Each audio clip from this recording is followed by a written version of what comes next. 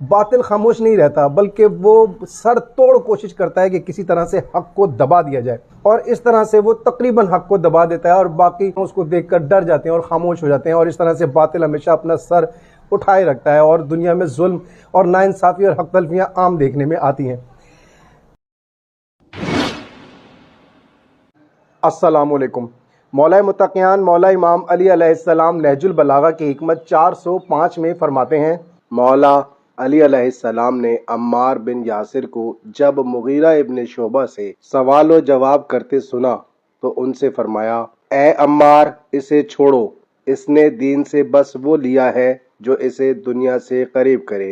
اور اس نے جان بوجھ کر اپنے کو اشتباہ میں ڈال رکھا ہے تاکہ ان شبہات کو اپنی لغزشوں کے لیے بہانہ قرار دے سکے۔ عام طور پر دنیا میں دیکھا گیا ہے کہ جب بھی کہیں پر کوئی باطل کوئی قدم اٹھاتا ہے، کوئی ظلم کہیں پر ہوتا ہے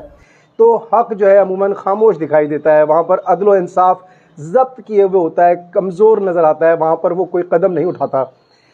لیکن یہ کہیں پر بھی کوئی حق اپنا کوئی قدم اٹھاتا ہے یا کسی طرح سے ایسا کیا جاتا ہے کہ حق کا علم بلند کرنے کی کوشش کی جاتی ہے تو وہاں پر باطل خاموش نہیں رہتا بلکہ وہ سر توڑ کوشش کرتا ہے کہ کسی طرح سے حق کو دبا دیا جائے، اور اس طرح سے وہ تقریباً حق کو دبا دیتا ہے اور باقی اس کو دیکھ کر ڈر جاتے ہیں اور خاموش ہو جاتے ہیں، اور اس طرح سے باطل ہمیشہ اپنا سر اٹھائے رکھتا ہے اور دنیا میں ظلم اور ناانصافی اور حق تلفیاں عام دیکھنے میں آتی ہیں۔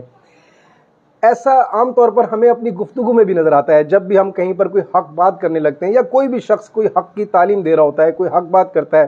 کسی بھی ظالم کے خلاف وہ بات کرتا ہے اور ظالم کے ظلم کی نشاندہی کرتا ہے تو فوری طور پر اس کی بات کو دبانے کے لیے کہیں سے کوئی جاہل کھڑا ہو جاتا ہے اور وہ آ کر اس کی مخالفت کرنے لگتا ہے اور ہر ممکن کوشش کرتا ہے کہ کسی طرح سے اس حق بات کرنے والے کو دبا دیا جائے، اسے خاموش کر دیا جائے۔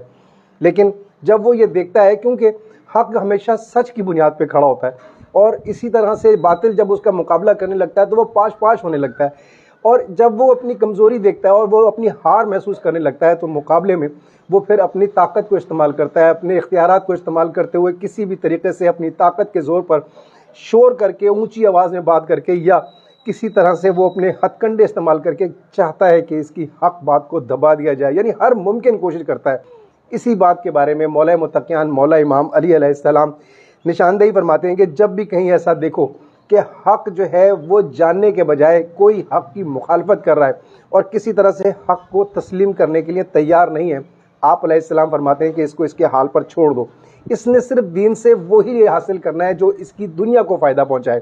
جو اس کی من پسند زندگی گزارنے کے لیے اس کو فائدہ دیتا ہے، یہ دین سے صرف اتنا لیتا ہے اور اس کو اپنی مرضی کے مطابق ڈھال لیتا ہے، باقی اپنی زندگی کو نقصان نہ پہنچے، اس لیے وہ اپنی لغزشوں کے لیے، اپنی گناہوں کے لیے اور نافرمانی کے لیے وہ تعویلیں اور بہت ساری ایسی باتیں کرتا ہے کہ وہ کوشش کرتا ہے تاکہ اس کے اوپر اس کی برائیوں پر پردہ پڑا رہے۔ ایسے لوگوں سے بحث کرنے کا کوئی فائدہ نہیں ہے، ان کو ان کے حال پر چھوڑ دینا چاہیے۔ شکریہ۔